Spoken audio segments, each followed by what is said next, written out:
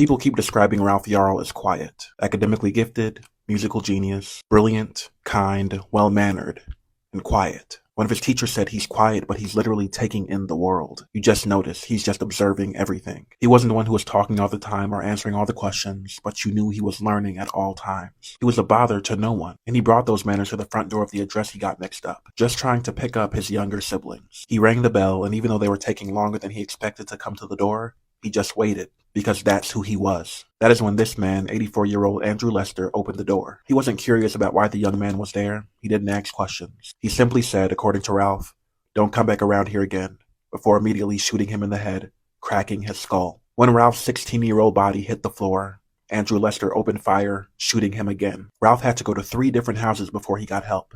He was made to lay on the ground with his hands up before they agreed to help him, because, though wounded, his black skin still posed a threat. And all this happened because he went to 115th Street instead of 115th Terrace, a mistake that kids, even adults, make all the time. Andrew Lester claimed he was scared to death of Ralph's size and feared he would be unable to defend himself because of his elderly age, so that's why he shot him without uttering a word. But Ralph said Andrew told him before trying to murder him, "Don't come back around here again." I'm reminded of stories like the one of 17-year-old Jordan Davis, who was killed at a gas station by a 45-year-old white man because his music was too loud. Michael Dunn, the shooter, told his fiancée who was with him, "I hate that thug music," as soon as he pulled up to the gas station. I'm reminded of Ahmaud Arbery, shot and killed by Travis McMichael for going on a jog in Georgia. I'm reminded of Botham Jean, killed in his own apartment because a white woman, Amber Geiger, thought it was hers. This is America. This is an extension of the racial legacy that states like Missouri and Florida have been trying to leave unaddressed by banning books and limiting conversations. This is for Ralph, who reminds me so much of myself, for every other black person who's ever fit the description, who's ever been a target, for every black person who's ever been violently harmed or murdered, for existing in skin known to elicit white fear and white violence in America. We demand justice.